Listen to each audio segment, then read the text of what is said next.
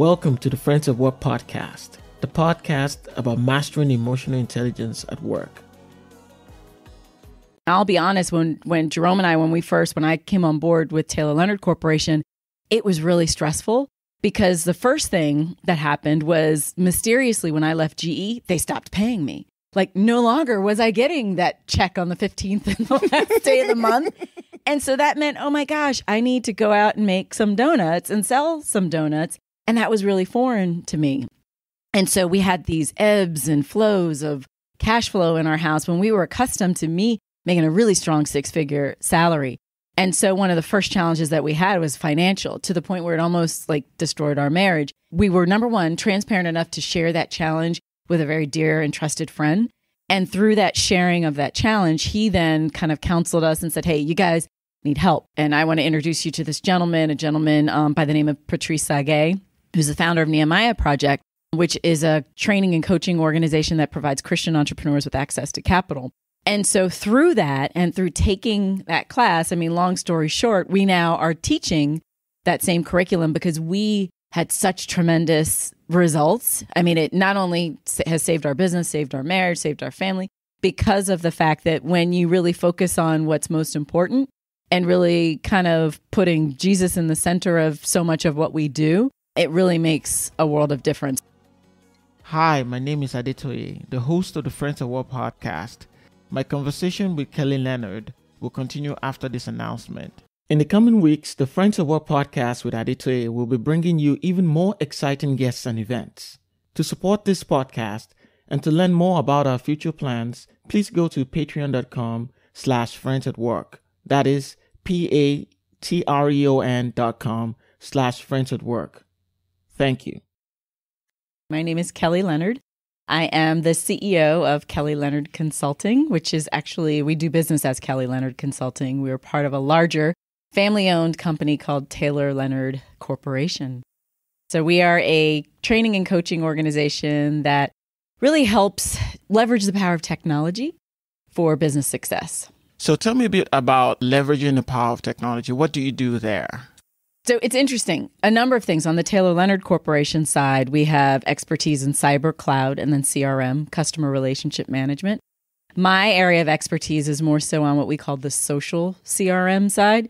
So leveraging tools, social media tools, specifically LinkedIn, to help our clients with their branding, business development, and recruitment effort. So have you always done this? No, I have not. Okay. So interestingly, my background is accounting. I'm a CPA by trade. And after going through public accounting and spending time in that industry and the profession, I quickly learned, hey, while numbers are great, I'm more of a people person. Mm-hmm. And so I decided to kind of trade in my calculator for a microphone Nice. to be able to train and speak and just assist people in really helping them to what we called sort of boost their brilliance. I like that. Is that like a trademark thing? Boost. Oh, nice. Boosting brilliance. All right. Boost my brilliance. I'm shining. All right. There you go. So yeah, boost your brilliance. Okay. So we did trademark it. Okay. So it is registered now officially. Beautiful. And essentially it's helping our clients to build their brand, to optimize relationships, obtain more leads, secure thought leadership space, and then tap into new markets. Oh, so that's the BOOST. Absolutely. I got you. Light bulb moment, right? Yep. So tell me a bit more about your work history, just what things you've done before you started Kelly Leonard Consulting. Yes. So as I mentioned, my background is accounting. So I had the honor of working in organizations. Like I started out at the Office of Personnel Management. So for the U.S. government, really got to cut my teeth in the world of accounting and auditing there.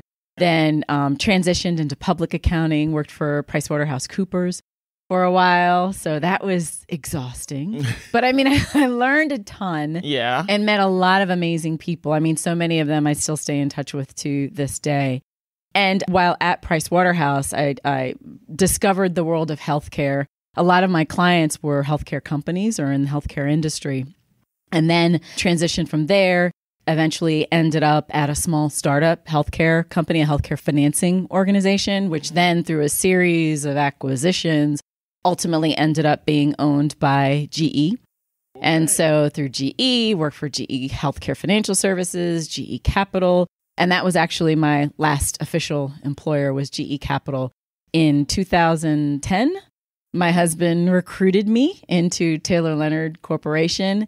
And really, it's interesting, though, Ade, because we had always had a plan to come out of corporate America. We took kind of a different approach than a lot of our peers did. As we started having children, we decided, as opposed to just someone immediately leaving, typically the wife, leaving work to then raise young children and then returning back to work in like middle school, high school years when you think, oh, kids are independent, they can raise themselves at that point. We decided to take a little bit of a different approach where we worked our tails off as our children were younger. And then at about middle school age, we then I transitioned out of corporate America so that I could have a more flexible work schedule, working with my husband, being at home when the kids got off the bus, being able to participate in PTA and all these other organizations, and really being more actively involved in raising our children. Sounds super smart. I like it. I like it. I mean, it's obviously worked for you, right? I hope so. Well, look, we'll find out. Our son graduates June 1st. So that's yes. Congratulations. Oh my gosh, yes. That's a lot of work. God. It is. It is. Nice. But it's fun. It's a labor of love. Yep. So I'm going to transition quickly to some tougher conversation, right?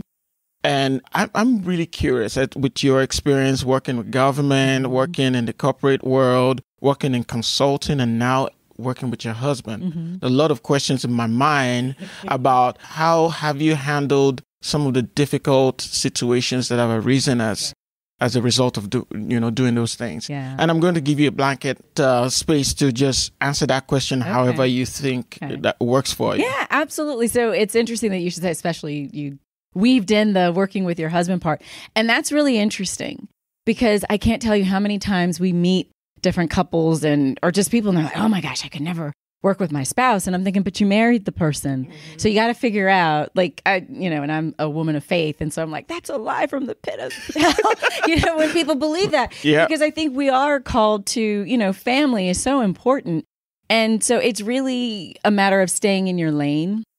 I tell people all the time, if you just stay in your lane, you can work with just about anyone. It's no different than driving. You're on 270 and you start weaving into somebody else's lane, you're going to have trouble, right? So we need to think in those same terms as we're working with different people. Now, I'll be honest, when Jerome and I, when I came on board with Taylor Leonard Corporation, it was really stressful because the first thing that happened was mysteriously when I left GE, they stopped paying me. Like no longer was I getting that check on the 15th and the last day of the month. And so that meant, oh my gosh, I need to go out and make some donuts and sell some donuts. And that was really foreign to me. And so we had these ebbs and flows of cash flow in our house when we were accustomed to me making a really strong 6-figure salary. And so one of the first challenges that we had was financial, to the point where it almost destroyed our marriage. We were, number one, transparent enough to share that challenge with a very dear and trusted friend. And through that sharing of that challenge, he then kind of counseled us and said, hey, you guys need help. And I want to introduce you to this gentleman, by the name of Patrice Sage, who's the founder of Nehemiah Project, which is a training and coaching organization that provides Christian entrepreneurs with access to capital. And so through that and through taking that class, long story short, we now are teaching that same curriculum because we had such tremendous results. It not only has saved our business, saved our marriage, saved our family, because of the fact that when you really focus on what's most important and really kind of putting Jesus in the center of so much of what we do, it really makes a world of difference. So when people come to me and they're like, how do you do it all? You do all these things. It's by the grace of God. Literally, it's by the grace of God that I'm able to juggle all these things and manage different people and all the different personalities. Yeah. So yes, truly, that's it. So I like that you went straight for the husband question, which is usually a tough one for a lot of people because it's just like, how do you work with your spouse? And how do you separate home from work? Yeah. How do you decide when you're dealing with business and you're dealing with personal issues, or do personal issues carry over into business? All those kind of things. And it's like yes to all of those things. Okay. Right? Yeah. And managing all of that and still waking up in the morning and still be able to tell the person, still I love you. Yeah.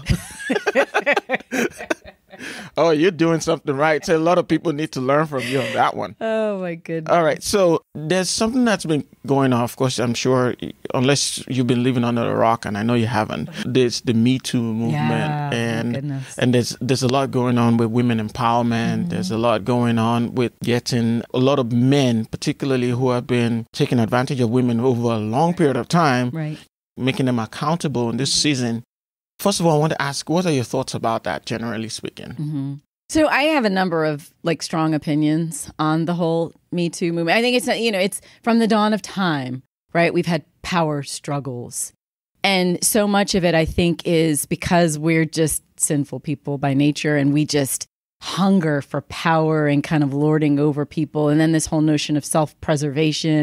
And so I think there's so many different elements that play into that movement. And I think so much of that has to do with it. It's just pride and ego and arrogance and all these other things. I mean, some would argue that, it's because of this feminist movement and women in the workplace. And if women would just find their place in it, it's like, no, we're called to the marketplace. And when you look at, and again, I'm going to take it back scripturally, so many of the powerful people that a lot of people have no idea had impact in biblical day were women. And so it's like, we're called to work together. We're called to co-create together. But we're also called to have a level of respect and honor for one another.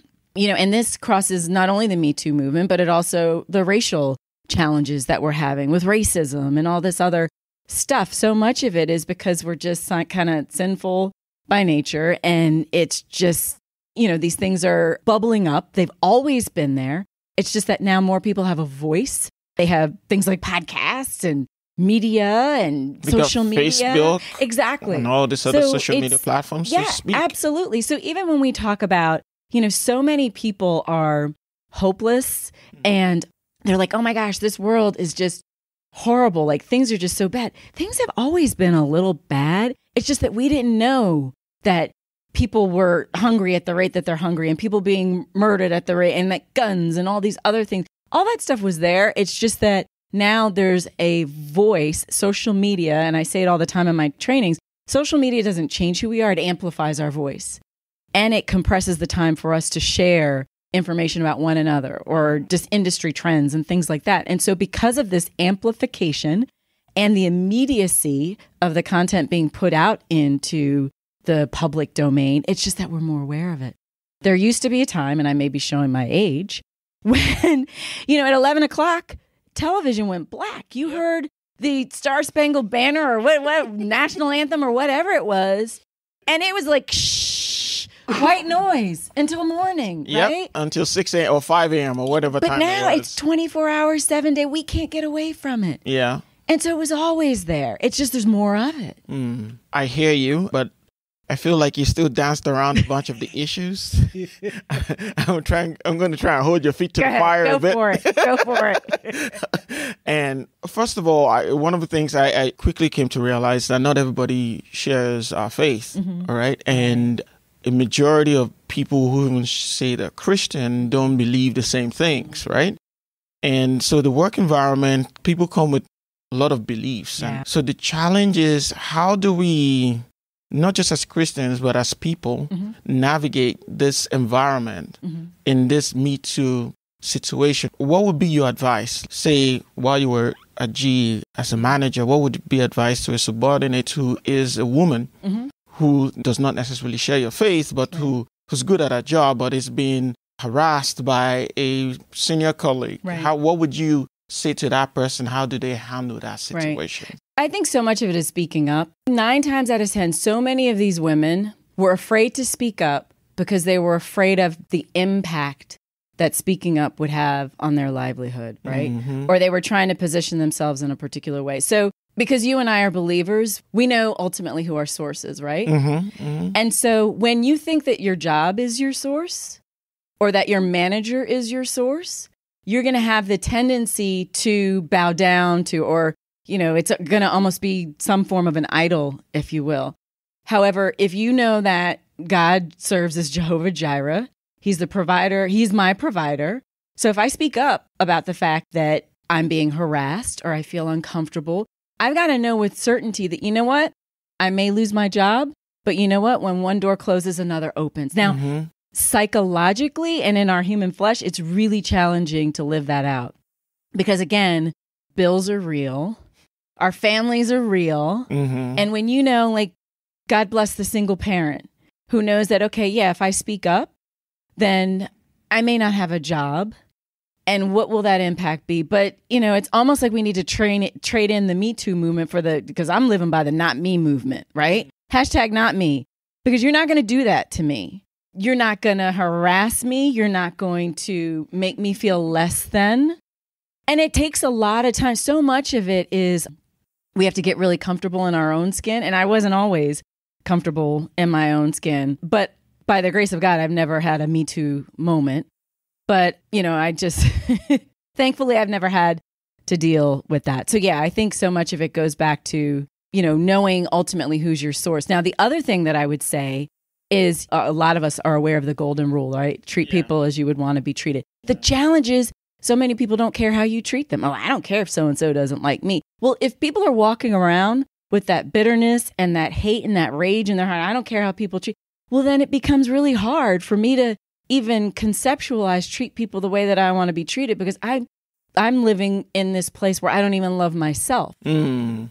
And so for me, one of the things that because we do coach a lot of different companies, one of the things that we say is, we'll treat people the way that you would want Christ to treat you, because that changes things a lot. Changes the perspective. Right? Because I hunger for his mercy and his grace and his love and his compassion and his provision, because I know apart from that, I'm a hot mess.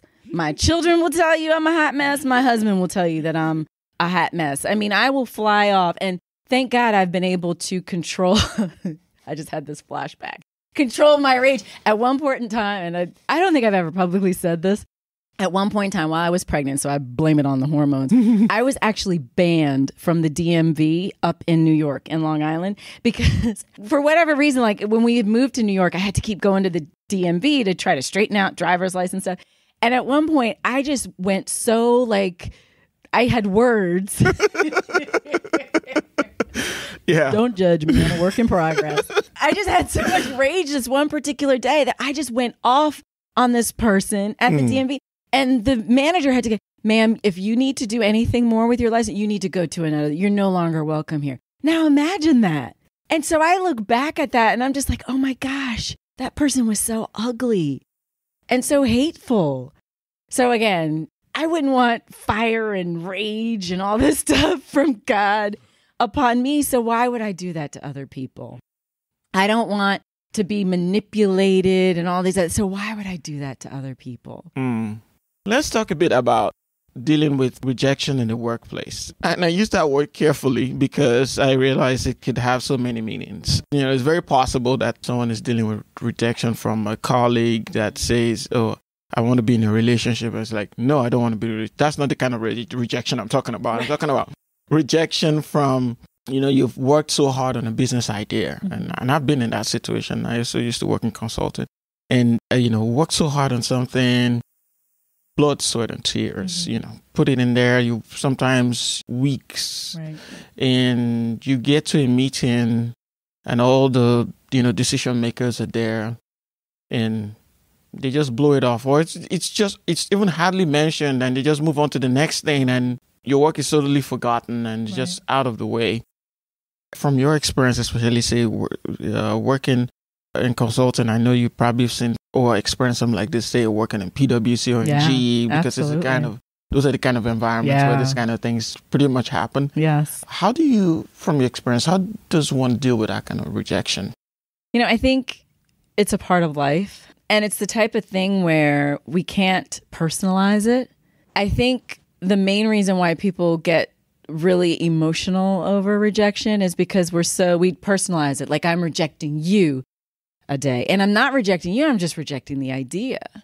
And because we are so interconnected in owning the ideas that we may have, that it's almost like we feel like it's a personal level of rejection. But I think it's the type of thing where over time, you know, so many people, there's so many different quotes about kind of failing your way forward. And really, that's what you have to do. Do it enough times and it's almost like you become somewhat numb to it. But I think it's something that you need to own and embrace.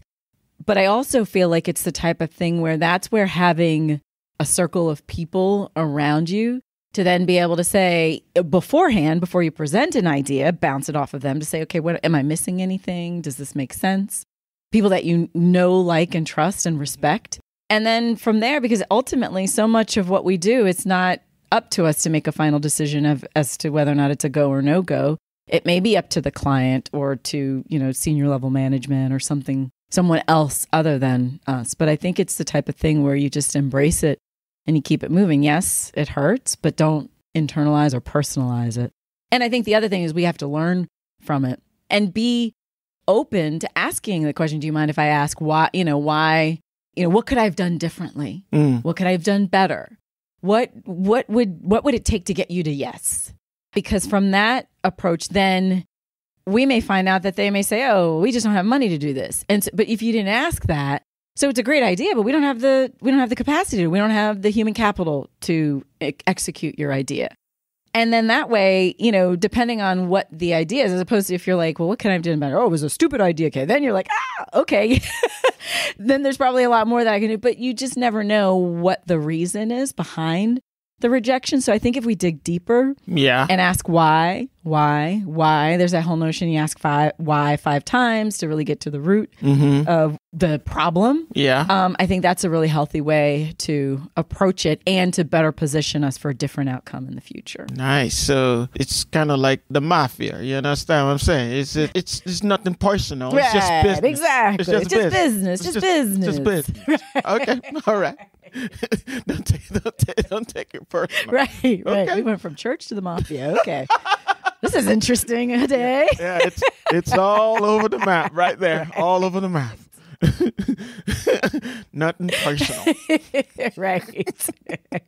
So good. All right. So talk a bit about Boost. I want to know more about it. What is it and how can I benefit from Boost?